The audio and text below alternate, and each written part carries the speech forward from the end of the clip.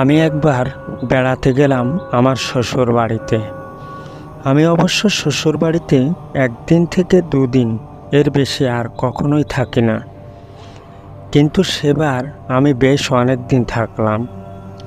সেবার আমার ফুফু শাশুড়িও ছিল, তার ভাই অর্থাৎ আমার শ্বশুর বাড়িতে। একদিন রাতের বেলায় আমি আমার ফুফু শাশুড়ির রুমের পার্শ্ব থেকে যাচ্ছিলাম। হঠাৎ আমার কানের ভিতর কেমন একটু কনকন করে আওয়াজ আসলো। তখন প্রায় রাত 12টা, চারদিক সব কিছু নিস্তব্ধ। আমি ভাবলাম, এত রাতে ফুফুর ঘরের ভেতর থেকে কিসের আওয়াজ আসছে। আমি দেয়ালের কোণে দাঁড়ালাম এবং শুনতে পেলাম কেমন যেন একটা কসমস করে আওয়াজ আসছে। আমি আরও দেয়ালের কাছে এগিয়ে গেলাম, কিন্তু মনে হচ্ছিল কিছু একটা খাওয়ার আওয়াজ আসছে। তখন আমি জানালার পর্দাটি হালকা করে একটু উঁচু করলাম। তখন যা দেখলাম, সত্যি সেটা আমার ধারণায় ছিল না। আমি দেখলাম 7-8 জনের জন্য রান্না সেমাই রাতের বেলায় একা একা বসেই খাচ্ছে এবং একাই তা সাবার করে দিল। আর আমার পর্দা উঁচু করতে দেখে জানি না সে কিভাবে দেখলো, আমাকে বলল, এই পর্দা উঁচু করিস না, আমি কিন্তু তোকে ছাড়বো না। সে এক বিকট আওয়াজ। আমি ভয় পেয়ে ভীষণ জোরে দৌড় দিয়ে আমার ঘরে ফিরে আসলাম। শরীরটা ঘেমে গেছে। আমার স্ত্রী জিজ্ঞাসা করলো, আমি তাকে কিছু বললাম না। সে রাতে কোনোভাবেই কেটে গেল। পরদিন সকালে ঘুম থেকে উঠলাম এবং ব্রাশ করে বেরিয়ে পড়লাম এদিক সেদিক একটু হাঁটাহাঁটির জন্য। ফিরে এসে যা দেখলাম, সে আর এক কাহিনী। আমার চাচি শাশুড়ির একটা ছাগল ছিল। আমার ফুফু শাশুড়ি যেয়ে বলল আমার চাচি শাশুড়িকে, ভাবি, তোমার ছাগলটা আমাকে দেবে? আমার খুব পছন্দ হয়েছে, আমি খেতাম। আমার চাচি শাশুড়ি বুঝতেই পারেনি, বলল, ঠিক আছে, ঠাট্টার ছলে, খাবি তো খা। তখন আমার ফুফু শাশুড়ি সত্যি সত্যি কসমস করে খেয়ে ফেলল আস্ত একটা ছাগল।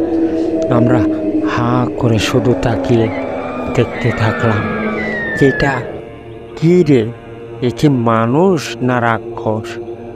আমার চাচি শাশুড়ি এবং শাশুড়ি, আমার স্ত্রী, আমি সহ সবাই দাঁড়িয়ে দেখতে থাকলাম। ভাবতেও পারেনি যে আস্ত ছাগল কাঁচায় একাই চিবিয়ে সাবার করে দেবে।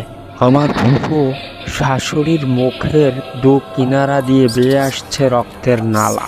আমাদের দিকে বড় বড় চোখ করে বলল, দাঁড়া, তোদের কেউ খেয়ে ফেলবো। আমরা ভয়ে দৌড় দিলাম। আমার সারা দিন কেটে গেল এই চিন্তায়, এটা কি দেখলাম। আমার শ্বশুর বাড়িতেও সবাই চিন্তায় পেরেশান। রাতের বেলায় আমার ফুফু শাশুড়ির স্বামী আসলেন, অর্থাৎ আমার জামাই এসে বললেন, এই নীলুফা, বাড়িতে যাবি না?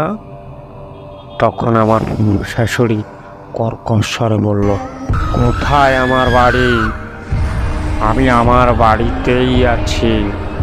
আমার জামাই আগের থেকে আমার শাশুড়ির নিকট থেকে সব কিছু শুনেছে, তাই একটু নরম স্বরে হাতটা ধরে বলল, চল বাড়ি যাই।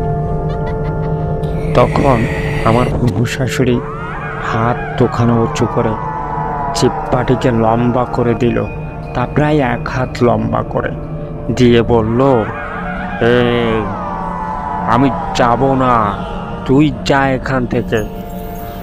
আমার জামাই এই অবস্থা দেখে সেই রাতেই চলে গেল বাসায়। বাসায় ঘুরে ভীষণ জ্বর আসলো। আমার ফুফু শাশুড়ি হাসতে হাসতে সেখান থেকেই বলল, এই, তোরা যে দেখ, আশিকের জ্বর এসেছে। এবার সত্যিই পরদিন আমরা সবাই দেখতে গেলাম এবং দেখতে পেলাম সত্যিই তার জ্বর এসেছে। আমার চাচা শ্বশুর জিন্না তো ভীষণ চিন্তায় পড়ে গেল। আমার বোনটাকে কি করা যায়, লোকের নিকট পরামর্শ চাইতে শুরু করলো। বিভিন্ন জন বিভিন্ন মত দেওয়া শুরু করলো। শেষ পর্যন্ত সিদ্ধান্ত হলো যে তাকে নিয়ে যেতে হবে কার্তিকডাঙ্গা ফকিরের কাছে। আমার ফুফু শাশুড়ি তো কোনো মতেই যেতে শিকার না, জোর করে নিয়ে যাওয়া হলো। ফকির সাহেব বললেন আমাদেরকে 7 দিন পর্যন্ত এখানে রাখতে হবে, কেননা তাকে তদবির দিব রাতের বেলায়। আমরা সবাই সেখানে থেকে পড়লাম। কথা মতো রাতের বেলায় যখন গভীর রাত হয়ে গেল, চারিদিকে শিমশাম নীরবতা গ্রাস করেছে, তখন ফকির সাহেব আসলেন। ফকির সাহেবকে দেখে ভীষণ জোরে গর্জন দেওয়া শুরু করলো। এবার যখন ফকির সাহেব জিজ্ঞাসাবাদ শুরু করলেন, তুই কোথা থেকে এসেছিস? তখন আমার ফুফু শাশুড়ি বলল, তখন মনে হচ্ছিল ভীষণ জোরে জোরে গর্জন হচ্ছে, এই আমাকে বিরক্ত করিস না, তোর কাছে তুই যা, কাউকে ছাড়বো না, মেরে ফেলবো সবাইকে। ফকির সাহেব একটা মাতুলিতে কিছু বললেন, মাতুলির ভিতর বললেন বড়শি, ব্লেডের কুচি, সিঁদুর ইত্যাদি ইত্যাদি, এবং তার গায়ে ধরার সাথে চিৎকার শুরু করলো, বাঁচাও বাঁচাও বলে, ওরে আমায় মেরে ফেললো। এবার ফকির সাহেব বললেন, যাবি নাকি? খাদক পিছাস শয়তান করুণ সরে কান্না করে বলল, আমি যাচ্ছি, আমায় ছেড়ে দে। ব্যাস, প্রভু শাশুড়ি হা করল।